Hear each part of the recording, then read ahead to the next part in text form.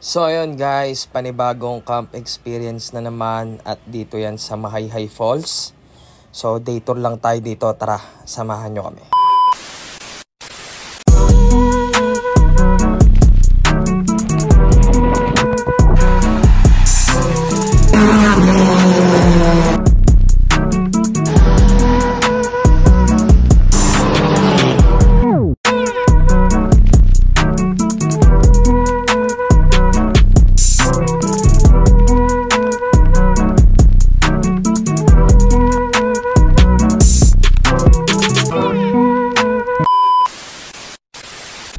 Yo, what up? Panibagong nature trip na naman. At ngayon kasama namin ang aking family, ang aking nanay at tatay. So punta tayo ng Mahayhay Falls. Kung di pa kayo nakapunta ron, watch nyo to para meron kayong konting idea. Peace. So yun, tara biyahe tayo. Dito na kami sa SLEX. Bali, aabutin pala ng 2.5 oras hanggang 3 oras yung pagpunta. So, kaya yan. Stop over muna kami. Ito nga pala ang mga kasama ko, ang aking pamilya.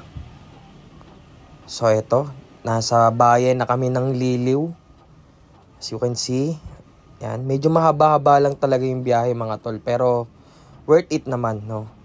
Kung taga-south ka, medyo malapit ka. That's good. Ito yung entrada papasok sa looban. Ayan, pag nakita nyo yan. So, medyo makipot yung daan. Pero, kaya naman yan. Pag nagkasalubungan, bigayan na lang. So, ayan. Ito yung kanilang barangay hall. Na kung saan, dyan kayo magbabayad. Okay, dyan yung bayaran ng entrance, listahan, etc. So, dyan yun kay kuya. Ito yung kanilang parking spot. So, hindi mo kasi mapapasok malapit sa falls. So, kailangan mo talagang i-park. Kaya yan, nandyan. Yan. Mga tol, take note lang, no? Bago kayo pumasok, make sure na kompleto na kayo. May mga tindahan naman na nakapalibot, kaya bilhin nyo na lahat ng kailangan. So, yan. Dito na kami. Nakapasok na kami. Bali, ang entrance is 50 pesos lang ang isa. Tapos, parking ng kotse 50. So, di mo maipapasok yung sasakyan mo dito kasi ano to, looban. So, first time din namin na magpupunta na iwan yung kotse sa labas. Pero, okay lang. So, medyo mahaba-haba rin yung lakarin. From entrance siguro mga 10 minutes ka maglalakad para makapunta ka dun sa falls. Pero okay lang kasi ano. Sa nilalakaran mo palang busog ka na. Busog ka na sa nature. Kung may dala nga pala kayong mga mabibigat na gamit, much better magdala kayo ng trolley, no? Kasi medyo malayo-layo talaga ng konti yung lakaran. Para di rin po kayo mahirapan. So ayan, kita na dito yung dinadaluyan ng falls, oh. Napakalinis ng tubig. Tapos ito yung CR nila. Don't expect too much dun sa CR nila, no?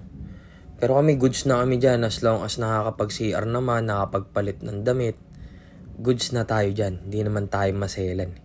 So, ayan. 2 naman yan. So, ayan. Ito yung mismong falls. Hayaan ko muna tong mga video na to na mapanood nyo, guys.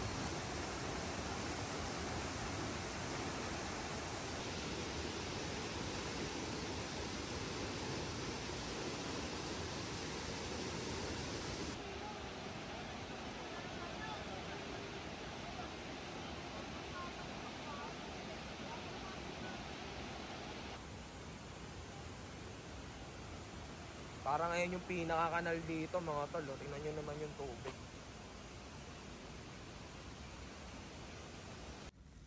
So ayan. Sa sobrang lamig ng tubig tol, kayang palamigin yung mga soft drinks nyo. Kaya di na kami nagdala ng yelo. So syempre di mawawala ang ating inihaw. Pag tamang camping ka, syempre dapat laging may inihaw dyan. Sarap pagkasama mo talaga pamilya mo mga tol. Lalo na sama mo rin barkada mo. Napakasarap na experience. Oo nga pala, itong mesa namin tsaka mga upuan, nirentahan lang namin yan for 300 pesos. So, ito yung spot namin. Yan. Okay na okay, tol. Nasa taas lang namin yung CR. So, ayan. Time-lapse tayo. Hanggat kaya mong maglibang, maglakwatsa, sulitin mo, tol. Di pwedeng puro trabaho lang, nagpapakahirap tayo. Mag-i-enjoy din tayo minsan. Lakwa-lakwatsa rin minsan. Yan, no. So, ito yung aerial view ng falls, no. Kung mapapansin nyo po, medyo malayo kami doon. Kasi medyo matao na po sa harap. Kaya kung pupunta po kayo, I suggest much better po kung weekdays. Kasi pag Sunday daw po or Saturday, medyo marami raw pong tao. Pero kung di naman po issue sa inyo yun, okay lang din. So, yun. Natapos na ang aming day trip. So, compute tayo ng expenses. Galing kami ng Manila. Papunta rito, sabihin na natin gas and toll 2.5. Tapos, entrance, 50 pesos each. So, 400 yon, bali 2.9. Tapos pagpasok dito sa loob, markila kami ng table and chairs. 300, so 3.2. Plus yung food namin. For 8 people. Sulit naman, guys. Maganda to pang family. Kung trip nyo, day tour lang, isa to sa pwede nyo puntahan. Baon na nga lang talaga kayo ng mga pagkain kasi walang bilihan dito sa loob. Yung lalakarin mo, napakalayo pa bago ka makabili sa labas. So, yun lang, guys. Thank you for watching. So, ayun, bounce out na tayo. Sana kahit paano medyo nagka-idea kayo. And oo nga pala, hanggang 6 PM lang yung falls. Kailangan yun lumabas pagdating ng 6 PM. At kung mag-overnight kayo, meron po dyan pwedeng rentahan. Salamat po. Happy trip sa inyong lahat. God bless.